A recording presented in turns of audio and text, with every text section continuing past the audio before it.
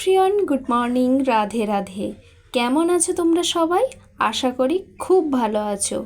আমিও কিন্তু বেশ ভালো আছি। তোমাদের সাথে এইভাবে ভয়েস ওভার দিয়েই দিনটা শুরু করলাম, যেটা একদমই আমার পছন্দের নয়, কিন্তু কি করব বলো, বাইরে যেভাবে আওয়াজ হচ্ছে, মাইকের আওয়াজ, তো আমি ভয়েস ওভার না দিয়ে এমনি কথা বলতেই পারলাম না, তাহলে হয়তো তোমরা আমার কথা শুনতেই পেতে না। তো সকালে উঠে আগে জামা কাপড় কাচার কাজটা সেরে নিলাম, কারণ হোলি খেলে সেই যে শাড়ি জামা কাপড়গুলো ছিল সেগুলো আর কাচা হয়নি, তো আজকে সকালেই কেচে দিলাম। দিয়ে ঘরে এসে দেখলাম বর উঠে গেছে, তাই বেডটাও খুব সুন্দর করে ঝেড়ে নিলাম। বেডটা না ঝাড়লে মনটা একদম খুঁতখুত করে, জানো তো। তারপরে বেড ঝাড়া হয়ে গেলে মনে হয় ঘরটাও একেবারে মুছে নিই, তাহলে বেশ একটু পরিষ্কার পরিচ্ছন্ন মনে হবে।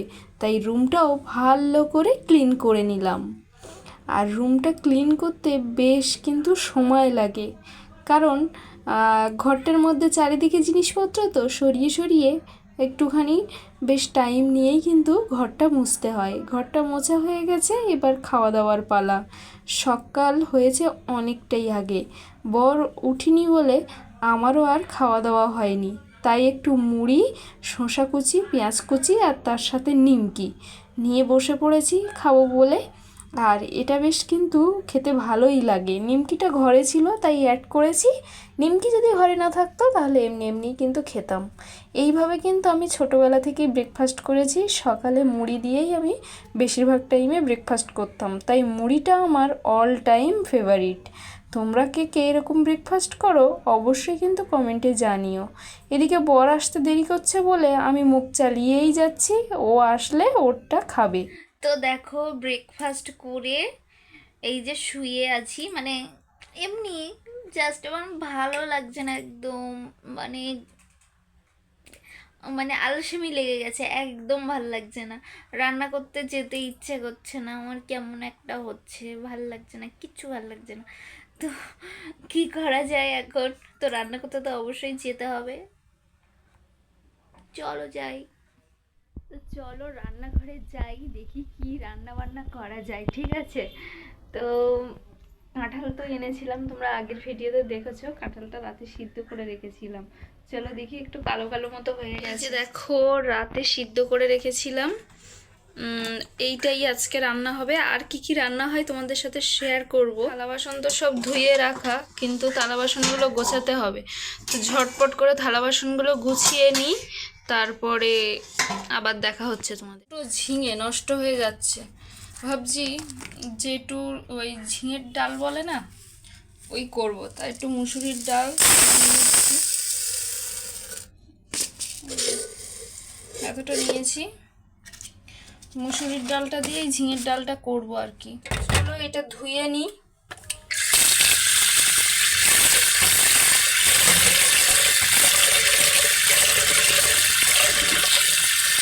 দেখো ডালটা ধুয়ে এনেছি, এর মধ্যে একটু নুন দিয়ে দেব, আর তার সাথে দিয়ে দেব হলুদ গুঁড়ো, আর দিয়ে দেব এই যে কয়েকটা কাঁচা লঙ্কা, দিয়েই কিন্তু এই যে প্রেসারে সিটি মেরে ডাল সিদ্ধ বসিয়ে আমি এদিকে কাজটা এগিয়ে নেব বলে পেঁয়াজ টমেটো নিয়ে বসে পড়লাম। ডালটা সিদ্ধ হতে হতে কাঁঠালের তরকারির জন্য পেঁয়াজ টমেটোগুলো ছাড়িয়ে নেব।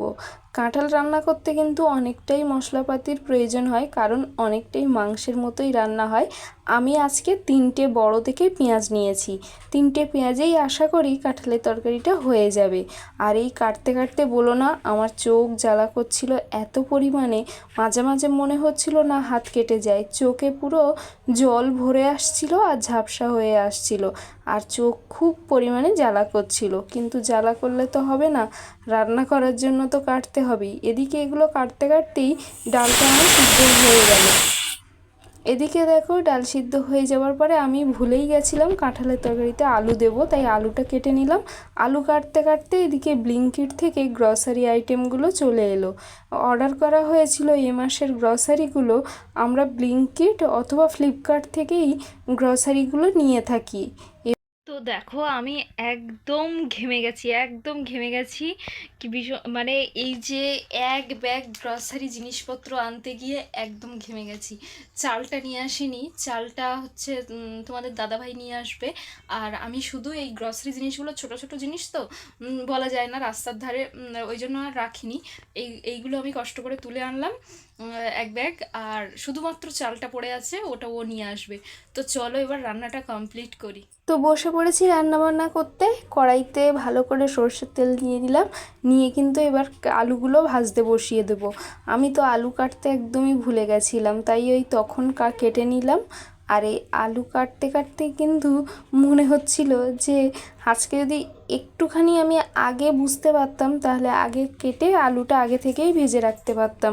কিন্তু কি করব বলো, মনে ছিল না। আর এদিকে আলু ভাজা হয়ে গেছে। কড়াইতে এবার একটু গরম মশলা, তেজপাতা দিয়ে পেঁয়াজ কুচি, টমেটো কুচি দিয়ে ভালো করে কষিয়ে নিলাম। আর একটু আদা রসুনের পেস্টও দিয়েছি, দিয়ে নুন হলুদ দিয়ে টমেটো আর পেঁয়াজ মজে আসলে ওর মধ্যে ভেজে রাখা চিংড়ি মাছগুলো দিয়ে নিলাম। আগের দিনে চিংড়ি মাছ ছিল, আর এই যে ভেজে রাখা আলু, আর ভেজে রাখিনি, কাঁঠালটা সিদ্ধ করে রেখেছিলাম, তাই দিয়ে দিলাম। দিয়ে খুব ভালো করে কিন্তু কষিয়ে নিতে হবে। কাঁঠালটা যত ভালো কষানো হবে ততই কিন্তু টেস্ট ভালো লাগবে। তো তোমরা কে কে কাঁঠালের এঁচোড় খেতে ভালোবাসো অবশ্যই কমেন্টে জানিও। কাঁঠালকে কিন্তু বলা হয় যে গাছ পাঁঠা, কারণ খাসির মাংস রান্না করতে যেমন মশলাপাতির প্রয়োজন, কাঁঠালেও কিন্তু সেরকম মশলাপাতি দিতে হয়, না হলে কিন্তু টেস্ট ভালো লাগে না। তোমরা কি বলো? আমি রান্না করছিলাম বলে বর এসে জামা কাপড়গুলো ভাঁজ করে দিচ্ছিল। আমি ছাদ থেকে এক ফাঁকে দৌড়ে গিয়ে নিয়ে এসেছিলাম, কারণ প্রচুর রোদ্দুর পড়েছে। এত রোদ্দুরে একটানা রাখলে কাপড় জামাগুলো কিন্তু ফেড হয়ে যেতে পারে, সেই কারণে নিয়ে এসেছিলাম। আর বর দেখলাম বাড়ি এসে গেছে, এসে গিয়ে বলল আমি কি ভাঁজ করে রাখবো? তো আমি বললাম করে রাখো। আমিও এই ফাঁকে ঝিঙের ডালটা বসিয়ে দিলাম, ঝিঙেগুলো ভেজে নিয়েছি। আর এদিকে দেখো ও গ্রসারিগুলো সব গুছিয়ে রাখবে। ও চিনিটা এখানে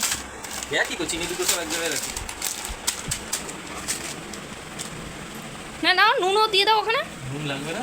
না, নুনের একটা গোটা প্যাকেট রেখেছি। এই দেখো মুখ দেখো, আমি বেশি বেশি জিনিস কিনাই ফেলে।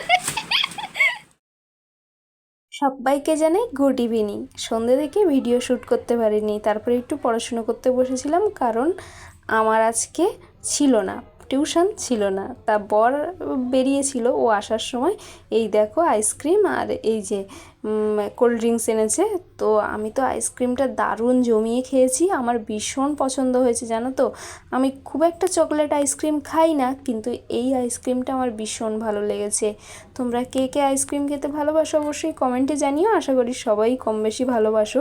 তারপরে ডিনার নিয়ে চলে এসেছি। এই যে দুপুরে তোমাদের খাওয়া দাওয়া দেখাতে পারিনি, একটা থালাই নিয়েছি, দুজন মিলে খাওয়া দাওয়া করে নেব।